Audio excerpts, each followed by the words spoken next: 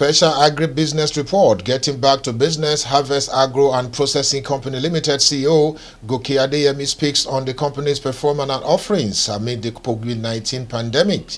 Ondo State Oil Producing Areas Development Commission, OSOPEDEC, is touching lives and bringing succor to the oil producing community in the state. The chairman of the commission, Honorable Gbenga Edema, is our guest on our focus segment of the program. The hospitality industry is in focus and our attention is shifted to the Sunshine States, Ondo State. Crystal Suits offer home away from home. We have a report. This is Inside Business Africa, Africa's business news and information leader. Hello, a very good day to you and thanks for joining us. My name is Kenneth Odushola Stevenson and this is Inside Business Africa, Africa's business news and information leader. Like you may have heard on the highlight, we are going to be having a very important special guest on our program today to talk about the goings on at OSOPEDEC and how that particular agency is bringing succor to the oil producing areas of Ondo State. Honorable Gbenga Edema will be joining us later on. But for now, let's take a short break and when we come back, we'll give you the full details.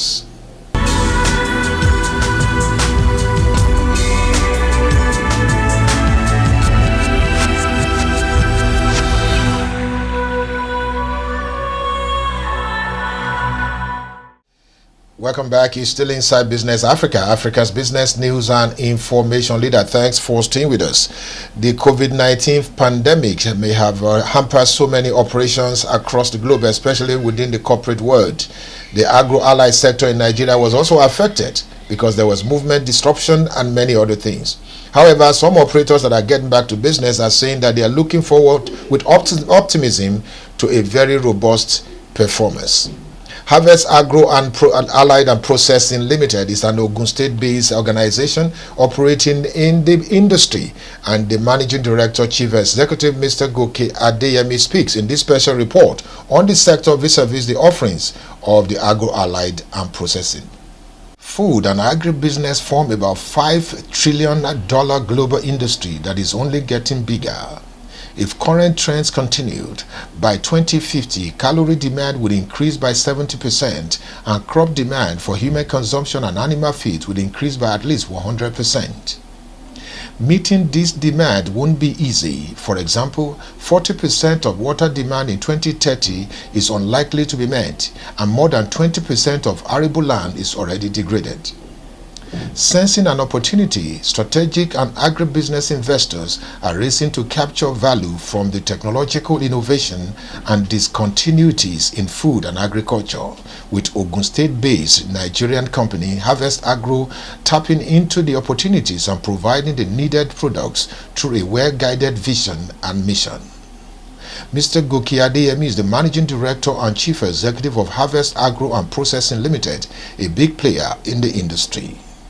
Harvest Feed and Agro Processing Limited is an incorporated company, agro processing company, in 2013, and then we started into cassava processing.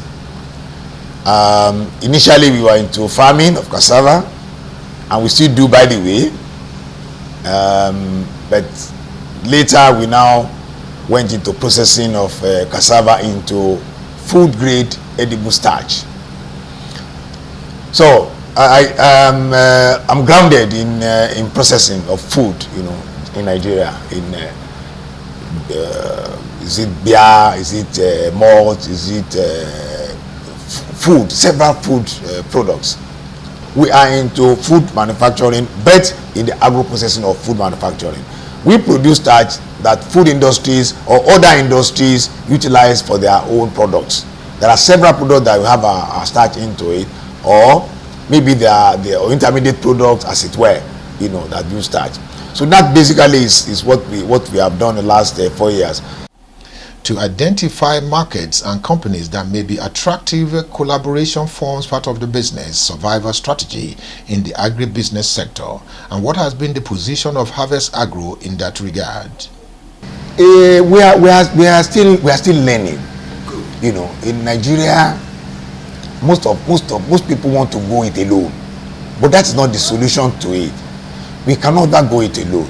You know, we need experts in various fields coming together, collaborate, and have a shared vision to increase productivity and contribute significantly to the economy. I am a food technologist, like I said, but I know about a lot about processing, you know, of agro materials, of food, and the rest of them. However, I need engineers, those who know the nitty-gritty of machines. While during my career, I know about food machines and food engineering to some extent, but I'm not a mechanical engineer, as it were. So I have to bring in a mechanical engineer. I brought in electrical engineer. I also brought in commercial people. Luckily, one of my children read human resource, so he provided the HR area, you know, for that. One of them is also an industrial chemist, as it were. He is supporting me in terms of the knowledge, the technology of processing cassava into starch. So, like rightly said, also we need farmers, as it were, because farming also is a profession. You know, it's not just to have, you know, have 2 acre or 1 acre, or I'm doing the subsistence farming. In the first factory, we will consume daily close to 100 tons of cassava starch, or cassava tubers per day to produce our 20 tons of starch, you know. Then the second factory requires close to 300 tons of cassava tubers per day. You know, this is heavy, and you know, we need farmers, not the subsistence farmer, one acre. We need commercial farmers, those who know about farming, you know, as it were. So we have to, you know, bring them also into the team to collaborate with them. But finding new investment opportunity is not easy and requires a detailed understanding of products, geographies, and complex value chain that encompasses raw materials and other inputs, as well as other market-driven initiatives and incentives. For Harvest Agro and Ag Processing Limited, planning for the future means positioning the firm and the product within the segment of the agribusiness sector and the consumers. You use the variety that is suitable for processing of starch, you know, because there are several varieties of cassava. There are several varieties of it. So, but the improved variety is the one that you, farmer, must plant from the beginning. Does not mean that you cannot use other varieties too, but if you use improved variety, you are on the road to success. We are almost 60% to successful in that business. So you use the proper variety, and you give it better agronomic practices during the cultivation period. Lucky us, cassava can withstand even sometimes extreme climatic condition, so it will grow, as it were. It requires not too much of water, you know, it will grow. And then however, again, you don't keep it for too long, because this is for starch production. If it stays too long in the ground, maybe there's 3-year cassava, but we can't use that for starch. We can't use that for starch. We need it between maybe 10 months, 12 months, 14 months, 16 months maximum. Pull it away from the ground, harvest it, as it were, and then you have to send it to the factory. And toxicological analysis, you know, what do we check? We want to check whether you have the correct starch content in it. We want to check whether you have the residue of any chemical, you know, maybe all these agrochemicals in it and the rest of them. We also want to check what's the level of cyanide and all the rest of other things that are there, you know. Once all those ones are right, and we know if you have done your job well and we have followed the advice of experts, you will definitely get a good product. So we analyze the tubers before harvesting, just shortly before harvesting, and even during harvesting, and when you are bringing it to the factory, we also subject the tubers to analysis and confirm they are good before we put them into production. Nigerian agribusiness is moving quickly and is already catching up to some of the opportunities and challenges available globally. And government policies must reflect the changing times and the opportunities they bring. Yoruba says, "Tó bí bá ti kúrò nínú iṣẹ́, iṣẹ́ kù fẹ́rẹ́fẹ́." So you need fuel. Agriculture will provide the fuel. The food people will eat. When they eat, they have energy. They can think, they can work, they can produce, they can be productive. So I think the government should continue to invest in agriculture. Not only government, I also employ citizens of Nigeria to also look into agriculture too. Government, please go ahead, develop our infrastructure. As I speak in this factory, we are using generator. Every day, if you run one factory, we consume 2,500 liters of diesel daily. So please, we need power to run our factories. Our special report on the agro-ala industry will continue on Inside Business Africa next week. And however, we are going to be continuing to discuss this industry extensively.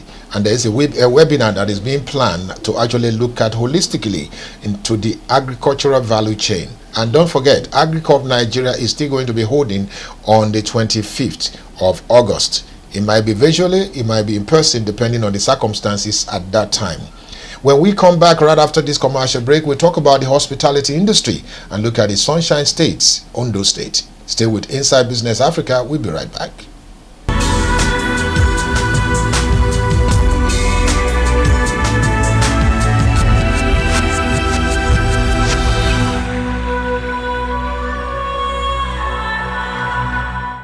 Indeed, economics of nations have been so disrupted by the COVID-19 pandemic in the last 4 months, thereabouts.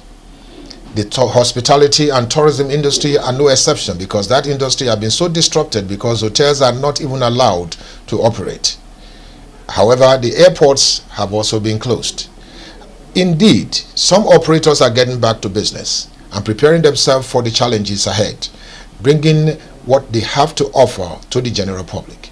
Our attention today is on Ondo State, especially Akure, the state capital, where an operator in the hospitality industry, Crystal Suites, is currently based. That organization and the hotel has been doing a lot to get back to business and showcasing some of the important materials and the hospitalities they provide for guests. Take a listen to this report. The tourism and hospitality industry is one of the largest service industry in Nigeria. The Nigerian hotel industry has changed drastically with the increased use of technology by well-informed consumers, thus advancing the hospitality sector unpredictably. Akure, the Ondo State capital, is home to one of the most suited hotel, Crystal Suites. Crystal Suites is a hotel that comprises of 11 rooms, situated at +3. Block 22, Oduduwa Street, off Ado Street, Ijapo Estate. We render services from accommodation. We have the restaurant, the bar, we'll have the laundry and the gym. The landscape of Nigerian hospitality sector has changed with oversupply and less demand. The big player in Akure, like Crystal Suites, with the required ambience and the latest materials that meet international standards, adapting to the requirements of the astute Nigerian markets, and is winning. But that's what we call professionalism touch that will make the guests to always come back, that feel free to always recommend your hotel to some. Oh, you are going to Akure, please, that was a place I stayed. I would like you to visit the place, a very nice place. That's why most people call it home away from home. Because there are certain things you will feel, that comfort. I get it, that comfort has to be there. I get it. So when you come to Crystal Street, there's these things that people say about Crystal Street. Yes, it is not actually that big, but it's a place where you stay. You see the decency, the serene environment, the professionalism. All departments have their own unique way of carrying on their activities, different from the normal way of doing things. So these are some of the things we are doing. You have like the accommodation, you have your internet, you have your food, both continental and African dishes, but the way they present it to you matters a lot. So that is what makes one hotel different from the other. We all offer the same services, but you have to display a kind of professionalism that will make it different from the other way other people are doing it. So this keeps your customer intact. It helps you to maintain a very good customer relationship. Getting it? Some people will come, you say there is no room. and they feel that, oh man, where can I stay and I get such services. It's not that the food is different, but the way you do it, the packaging, are you getting it? The way you present the service matters a lot. So that will make you to keep your customer and make them to always keep coming and even recommend your hotel to some other people coming into the town. Furthermore, the general manager of Crystal South expressed that the mid-scale hotels like Crystal South are driven by the rising power of the middle class, growing weekend culture, the change in attitude from savings for the future to spending it on experiences, and Crystal South is bridging the gap and making good of it. Crystal South is a good place to be.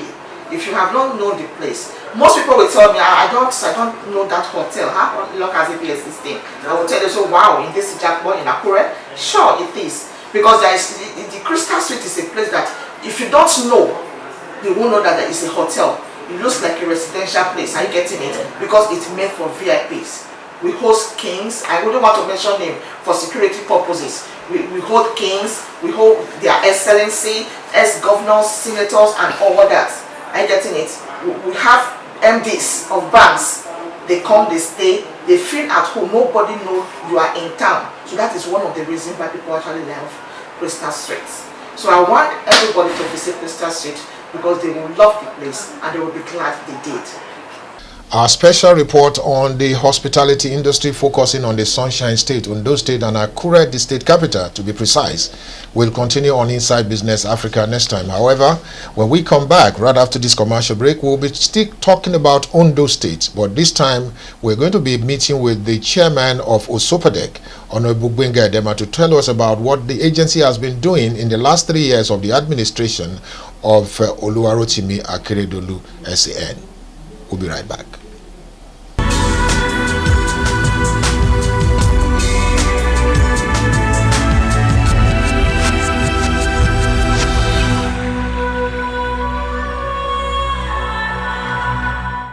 Welcome back. You're still Inside Business Africa, Africa's business news and information leader. Thanks for staying with us. This is a very important segment of this program. They call the Focus segment, where we'll be talking with some of the key guests, operators in the corporate world in Nigeria and globally.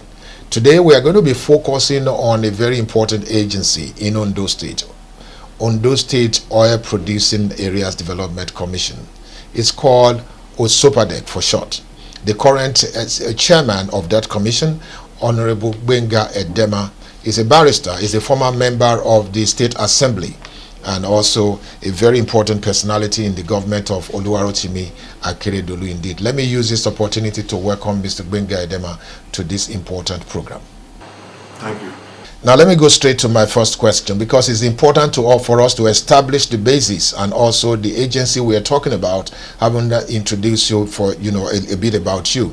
Can you tell us a little bit about what is the Osopadec really, and what are the mandates of this particular agency? The Osopadec was put in place by the late Governor Adebayo Adebayo. As a result of agitation immediately after the 30% oil derivation fund was enacted as part of the constitution. So the issue arose as to, in Ondo State, only the Riverine area of Ondo State produces oil. And as a result, if 30% oil derivation come, it has to accrue to them and them only. So that led to agitation, but due to negotiation between the government and the people of the Riverine area, I think that gave rise to the establishment of Osopadec. That was around the year 2000, so I can't be too sure. But I know that at that time the governor was the chairman, so what they had was an executive secretary. Thereafter, when Governor Gagu, the later Gagu, became governor in 2003, he amended the law and they now created the office of the executive chairman. So the first executive chairman is Dr. Dukun Omotechi.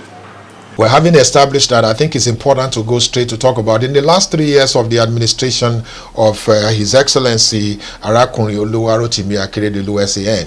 This agency has come with a lot of challenges, and also especially with the draft of funds, short of funds, and so many things have been bedevil with this particular agency, especially with the reduction or the slow in the oil production and the less performance of the nation's economy. And that particular agency is not exception, because, like we said, it's actually dependent on the 13% derivation from the oil production in Nigeria and from the Federation account. Now let's look at the performance in the last 3 years or 3.5 years thereabout of the administration of Oluwarotimi Akeredolu and what you've been able to bring to the table for the people.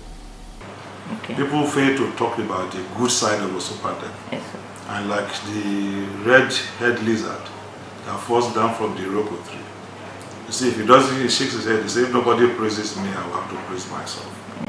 So when Osopadek came, at least from 2003 to date, the road between Igbokode and Ayetoro, which currently terminates at Ebola, is a road that was funded and executed 100% by Osopadek.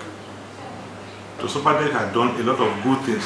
Unfortunately, nobody is reporting all this good side of Osopadek. Okay. So most of the time you hear about Osopadek is also on the negative. So I want to correct that impression. So we have budget which is passed by the House of Assembly. The budget is what we operate, and that is where we have done all these good things we have done. That is prior to 2017. Okay. So I'm trying to clear this here so that people don't have the impression that Osopadek has unlimited fund. So Osopadek is also like any government agency. We have our limitations. We have our bureaucracies. But by and large, I can relate to Osopadek as having done beautifully well for the people. Okay, yes, but now, coming to 2017, when we came on board, we inherited a lot of projects that are beneficial to the people. Okay. Yes, they have their own challenges. For instance, we came with a challenge where we found out that bursary, giving scholarship and bursary, happened to be one of the things I embraced over the years for our students in the tertiary institutions. Okay. In 2014, 2015, 2016, of course, there was a lacuna. Lack of funds, debt of funds were not paid. But in this administration, since we came on board, we have been paying every year. We paid in 2017, we paid in 2018, we also have paid the 2019 edition this year. Okay. We will have had some people protested about it because of debt of funds. But to the glory of God, the governor has graciously approved that the money be paid. As I'm talking to you, all the students who applied for the 2017-2018 edition have been fully paid. So that being the water project at Abodu, only yesterday the House of Assembly, that's the Public Account Committee of the House of Assembly, also insisted they wanted to be some of our project, especially the water project at Abodu. The reason is that they said we have spent so much money on provision of water, yet our people are not being able to drink water. What went wrong? So yesterday the Public Account Committee of the House of Assembly went on a visit and they saw real life that the treatment plant had been completed, the reticulation and the pipeline laying, which was the inhibiting factor, has all been completed. As I'm talking to you, water is already flowing. So that then the road from Abodu to Atije, the 28 kilometer road, is also ongoing. These are some of the things we inherited and we are putting in place. Only last week we also advertised the road from Alape Junction to Araromi, 32 kilometers on their route. Very soon we are looking for contractors who will handle that. We also want to do that. Why I'm saying all this is that we cannot, they are inexhaustive what we are able to do, what we have done. But a lot of these projects were also inherited from the previous administration. But unlike the previous administrations, this government believes that there's need for continuity. After all, these projects are for the benefit of our people. Well, we're not going to talk about elections because this is Inside Business Africa. Here we talk specifically about business. And hence our own, questions to you. We just reflect on the activities of the agency and what the agency is bringing to the table in terms of performance. As a business program, we try to restrict ourselves from dabbling into policy. But we're going to ask you this question, just for the sake of this particular interview, right? What do we expect from Osopadek?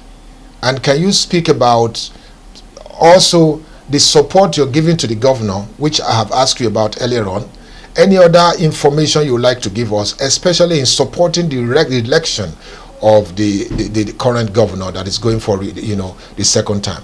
The second time of Governor Akeredolu is already ordained by God, by the grace of God. So I'm saying this because if you look at the circumstances surrounding his emergence now, you can see that God actually has a hand in some of this. I've told a lot of people, you see, one is he said, touch not the Lord's anointed and do my prophets no harm.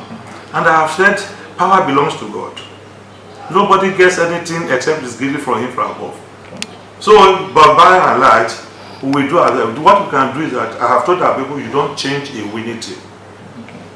You don't change a winning team to the extent that, actually, if I have to be selfish, I will look at it from the angle of my local government alone. Let's use that as a case study. For instance, he has started this process of Port of Ondo, as Ondo Deep Sea Port. You will agree with me that there's no way that port is put in place that will not employ anything less than 30 to 40,000 people directly. We have struggled, we have toiled. Even as a member of the Ondo Staff of Assembly, I tried. But there was no support anyway. Governor Akeredolu came and he put it on the front burner. Today, work is going on that road. So, and you know that when that road is opened up, it will be like we are part of Lekki or Lekki Extension. And so that means the benefit to the people from being able to do business with Lagos, which hosts the largest economy in Nigeria, is going to be enormous. Forget about the Alakpe Inland Port, which was abandoned as Zulu 2. These are things, or Guangdong, Ondo Guangdong. You see, like I was talking, investment is the only way that you can remove unemployment from the milieu.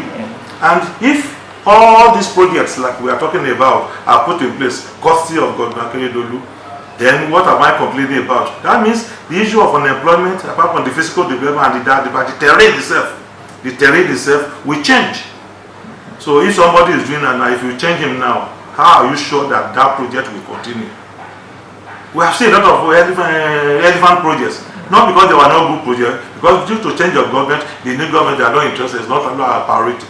So that is why, as an Elijah man, I have told my people, and somebody from not only Elijah, even Seudu, and indeed the entire Ondo South and Rural District, it is apt, it is right, it is reasonable that we should support Governor Akeredolu for some time, so that he can continue all this good job he's doing.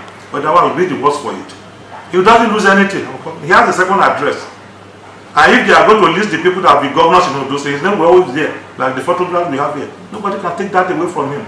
Honorable Gbenga Edeme, I want to thank you very much for this opportunity of speaking with you on Inside Business Africa and looking at Osopadec, the mandate, and also the offering so far in the last 3.5 years, and what the future holds for the people of the oil-producing areas, vis-a-vis the performance and operations of Osopadec. Thank you very much indeed. Thank you.